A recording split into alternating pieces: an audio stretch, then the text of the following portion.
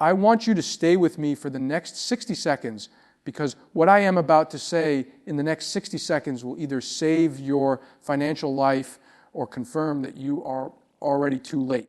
3 weeks ago, I sat down with the most senior risk officer at one of the largest sovereign wealth funds on earth, a man who manages more capital than the GDP of most countries, a man who has never been wrong about a systemic inflection point in 30 years. He looked across the table at me and said 4 words that I have not been able to stop thinking about since that afternoon. He said, the exits are closing, not closing eventually, not closing in theory, closing now. And the people who will be left inside when those exits shut are the ones sitting in paper assets, in dollar-denominated accounts, in bond portfolios, and in the comfortable illusion that the system that has always saved them will save them one more time. I am going to tell you today what those exits are, why they are closing, and exactly what you need to do before they do. Not in 6 months, not after the next Fed meeting, before they close. But first I need to show you the problem, the real problem, not the one on television. Here is what most people believe right now. They believe that inflation is under control. They believe the Fed has engineered a soft landing. They believe that $39 trillion in debt is a political talking point rather than a structural constraint. They believe that gold and silver are volatile curiosities for people who distrust the system. They believe that their 401k, their savings account, their bond portfolio, and their dollar-denominated life are safe. Every single one of those beliefs is about to be tested by reality. And reality is not gentle when it arrives. Let me give you the facts that the financial media is not putting in the same sentence at the same time. The United States is carrying $39 trillion in federal debt. The annual interest expense on that debt has crossed $1.3 trillion. That is more than the entire defense budget of the United States. It is the single fastest growing line item in the entire federal government. And approximately $9 trillion of that debt must be refinanced within the next 24 months. Not at the near zero rates at which it was originally issued, at 4 to 5%. That refinancing does not care about your portfolio. It does not care about the election cycle. It is a calendar event, and it is coming.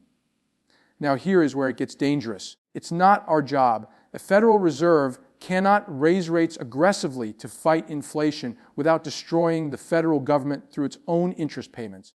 And it cannot cut rates aggressively without reigniting inflation and destroying confidence in the currency.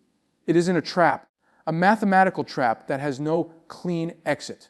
The only politically survivable path is financial repression, holding real rates below inflation, slowly and deliberately eroding the real value of the debt through the purchasing power of your savings.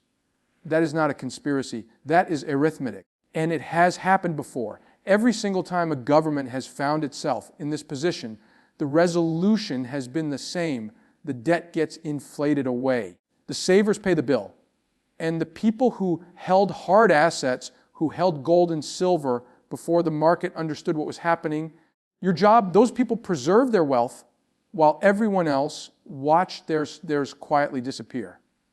Now let me tell you what is different this time, because I do not want you to think this is just another macro cycle that plays out over a comfortable decade while you adjust gradually. 3 things are happening simultaneously that have never happened together before. The first is the weaponization of the dollar. In February of 2022, $300 billion of Russian central bank reserves were frozen with a keystroke, one decision, one weekend.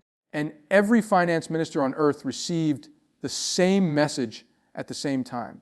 If it can happen to Russia, it can happen to anyone. Paper reserves held inside the Western financial system are conditional assets. They are political liabilities. And the rational response of every sovereign treasury that understands this is to move into the one asset that has no counterparty, no custodian, no political master, physical gold sitting in your own vault. The data shows they are doing exactly that. Central banks bought over 1,036 tons of gold in 2022, near record pace in 2023. Continuing through 2024, the people who print the paper are buying the metal at the fastest pace in the history of modern finance. Write that down. The second is the yield curve signal. The U.S. Treasury curve inverted deeply in 2022 and stayed inverted for nearly 2 years. It is now uninverting. I want you to understand what that means mechanically. In every recession of the last 50 years, without exception, the recession did not arrive at the peak of the inversion. It arrived after the curve began to uninvert, when the front end of the curve collapsed on emergency rate cut expectations while the long end refused to fall at the same pace.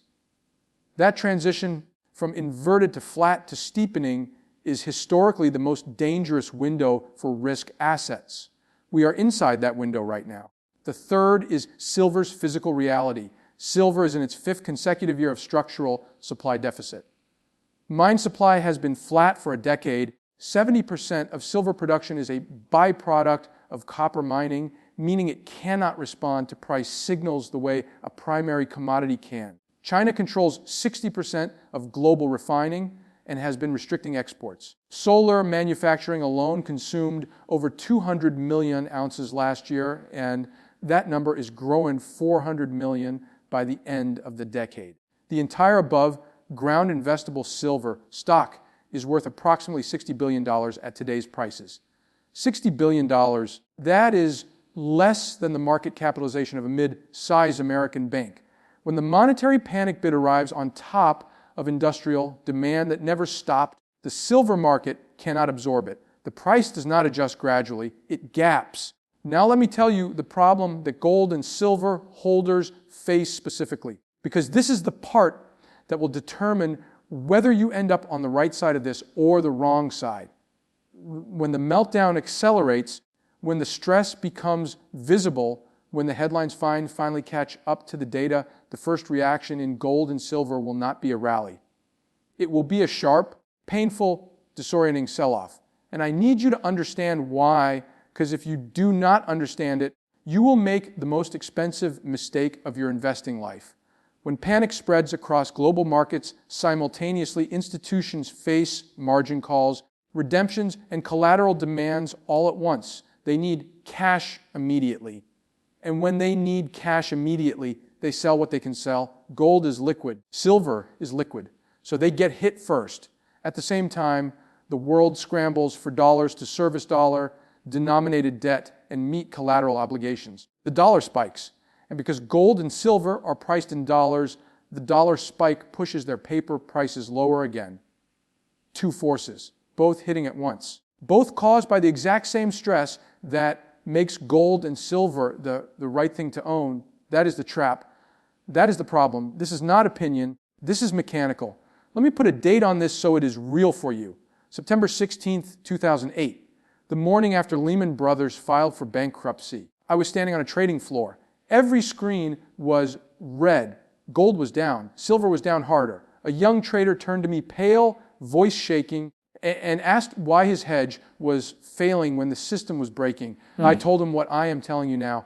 The hedge does not pay while the building is burning. The hedge pays after the fire trucks leave. He could not hear it. He sold that afternoon. Gold was around $700. 3 years later, gold was over $1,900. Silver went from $9 to nearly $50. He had been right about the crisis, right about the metal. And he lost everything the thesis had earned because he could not sit still through 4 weeks of fire. That is the problem. And it is not a small problem. I have watched that exact mistake destroy more wealth than any individual market crash I have witnessed in 40 years. The right asset. The wrong hands sold at the bottom to the people who understood that the pain was the mechanism, not the verdict. So here is the answer. Here is what you do with everything I have just shown you. You watch 2 numbers and you ignore everything else. Write them on your hand if you have to. Tattoo them somewhere. The first number is 97. That is the level on the US dollar index that, if broken and held, tells you the dollar strength headwind on gold and silver is finished. When DXY breaks below 97 and stays there for 3 consecutive sessions, the currency suppression mechanism is exhausted. The second number is 3.5. That is the level on the US 10-year Treasury yield that, if broken and held, tells you the opportunity cost headwind on gold and silver is finished. When the 10-year breaks below 3.5% and holds, the mechanical case for holding cash and bonds over non-yielding metals collapses. Real rates are turning negative, capital will move. When both of those numbers break in the same window, the two forces that have been suppressing your metals are gone simultaneously. That is the signal that the re-rating has begun, not the start of a trade, the start of a permanent structural repricing of what the world considers money. Watch the dollar, watch the yield, not the war headlines, not the Fed speeches, not the CPI prints, not the payroll numbers, not the financial media commentary. The dollar and the yield, everything else is noise designed to move you at the wrong time. Now let me give you the 4 phases so you know exactly where you are in the sequence at all times. The first phase is the panic. It lasts 1 to 4 weeks. Everything sells. The dollar spikes. Gold and silver fall sharply. The media declares the metals trade dead. This is the phase that transfers wealth from weak hands to strong hands. This is the phase you must survive without selling. The second phase is the absorption. It lasts roughly months 2 through 6. Retail investors capitulate. Advisors rotate clients into cash. The public loses interest completely. But underneath, central banks keep accumulating. Sovereign funds take delivery. Family offices add physical. The paper price oscillates while the physical market quietly tightens further. The third phase is the structural bid. It lasts roughly months 6 through 18. The policy response becomes undeniable. Rate cuts begin, liquidity expands, real yields fall, the dollar weakens. Gold begins a sustained grind higher that slowly and then suddenly accelerates. Silver lags, frustrates everyone, and then gaps violently upward in a move that makes gold's gain look modest. The fourth phase is the re-rating. New all-time highs. Public participation, mainstream coverage. The people who sold in phase 1 try to buy back in. They are paying premium prices to the people who accumulated in phases 1 and 2. Based on everything I am watching right now, we are at the loading of phase 1. The exits are beginning to close. Now I need to tell you about the number that puts the size of this in perspective. Because I promised you a reward for staying with me, and this is it. The entire above ground investable silver stock on planet Earth is worth approximately $60 billion at current prices. The global pension fund industry alone manages over $50 trillion.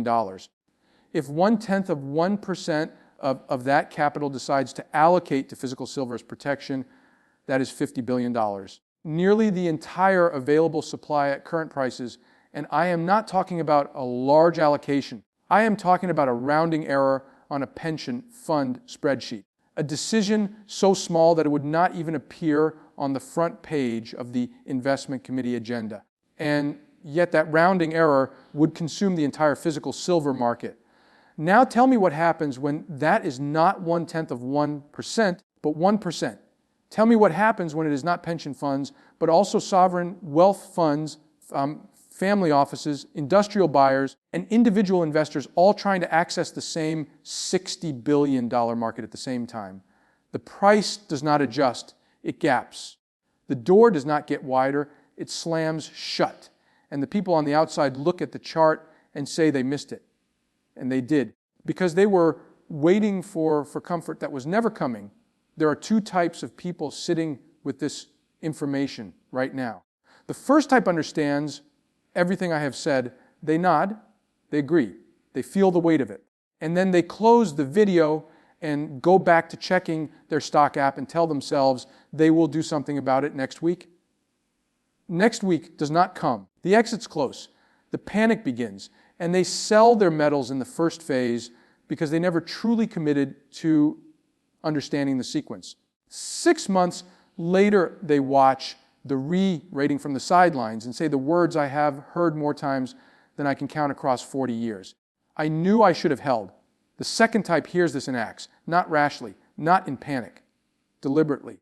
They size their positions correctly so the phase 1 drop cannot force them out. They write down 97 and 3.5, and they watch those numbers. They stop looking at the daily ticker. They understand that the pain of the next 4 weeks is the admission price to the most significant monetary rating of their lifetime. And they hold that position the way the people who built generational wealth have always held their positions, through the fire, until the smoke clears.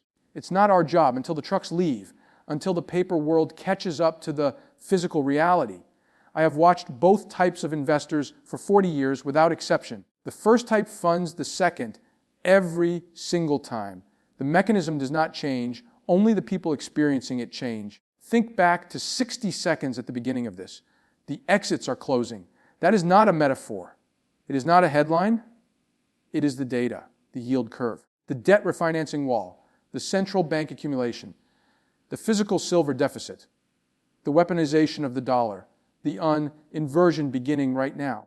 All of it is pointing to the same moment, the moment when the paper world and the physical world stop speaking the same language.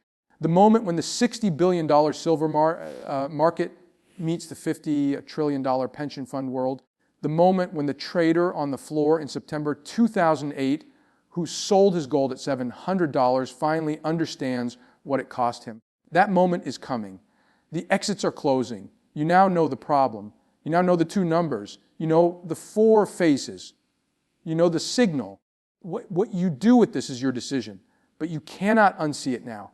And when you wake up one morning soon and the headline says something major has broken and your metals are down and everyone is panicking, I need you to remember one thing above everything else. Insurance does not pay while the building is burning. It pays after the fire trucks leave.